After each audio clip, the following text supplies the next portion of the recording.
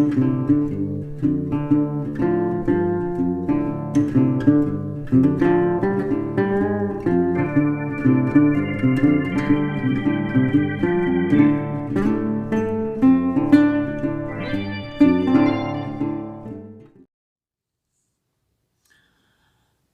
guys, good to be back with you.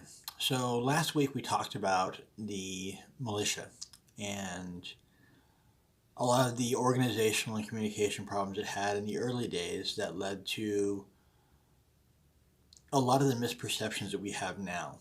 Um, Largely, militia was ill-trained on a national level, not necessarily local. Local, they were generally well-trained and organized, but on a national level, they weren't really trained to work together because there weren't those lines of interstate communication that we have now. And they were largely misused. So we see a lot of what led to the misperceptions of a poorly organized, poorly trained fighting force.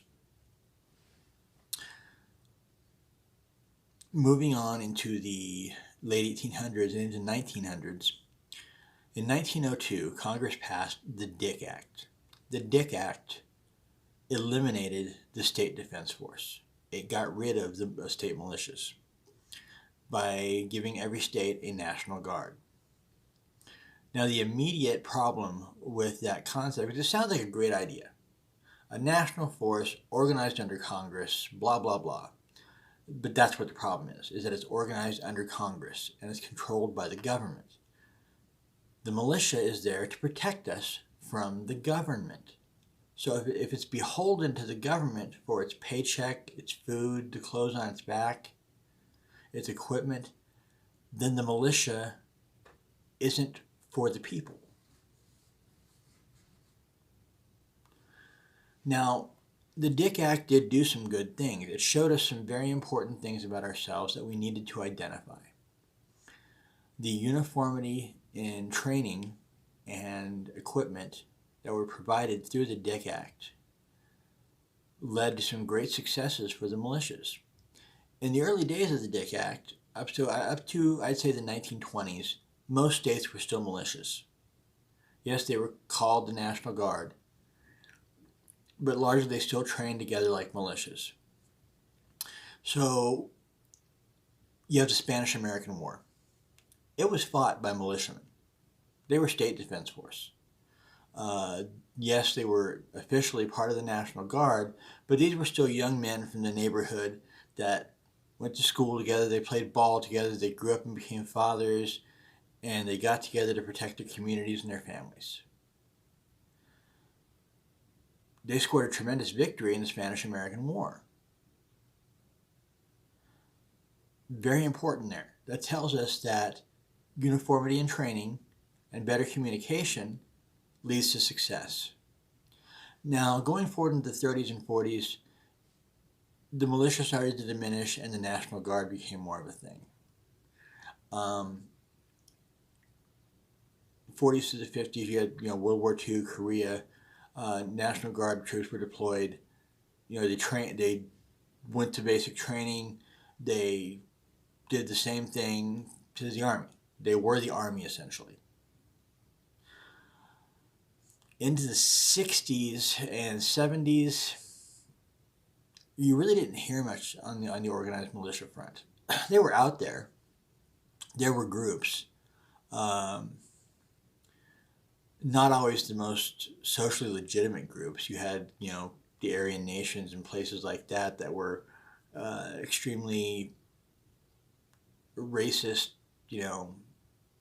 counter-ideology groups like that. You had psychos like the Reverend William Gale, who started the sovereign citizen movement, and people like that. It wasn't until the 80s that you started seeing a return to citizen awareness and militia start organizing again. But it was outside the age of social media, so there's not a lot of information on what was going on with those groups, unless you're directly involved with them.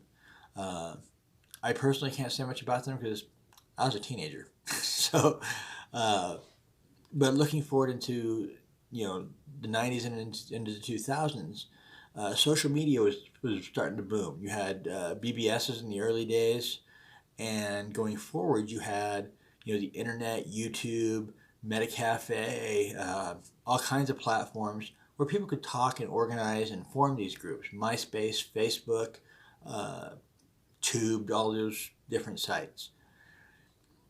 So there's been a real return of militia-like groups. Some of these groups are straight up organized militias, and some of them aren't. Some are more public action groups. That being said, though,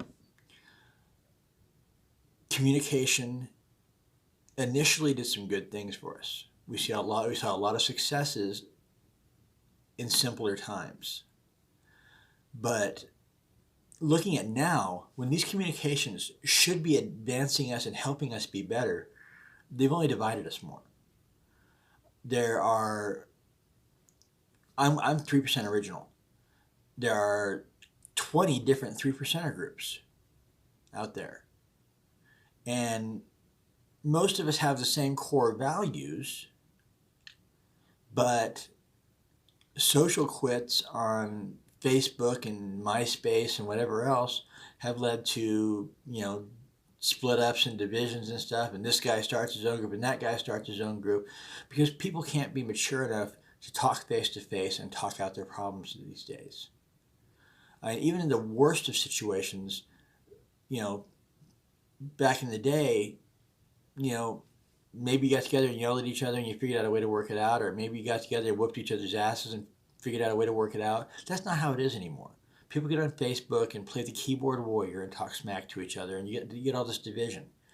Now, largely these groups are fairly well trained and organized, but again, we're running into the problem of several groups, no intention of working together. And if there ever does come a time when we do have to stand against that tyrannical government, how are we going to do that if we can't organize and work things out? I personally feel that our leadership needs to talk to each other and figure out a way that we can get along on some basic level and have some degree of cross-group training. It's hard to say. Hopefully, in our next segment, when we look at how communications change us, the level of training we're seeing, and where we're possibly going in the future as a militia, we can find an answer to that. As always, folks, be decent to each other, because we're all in this together. God bless.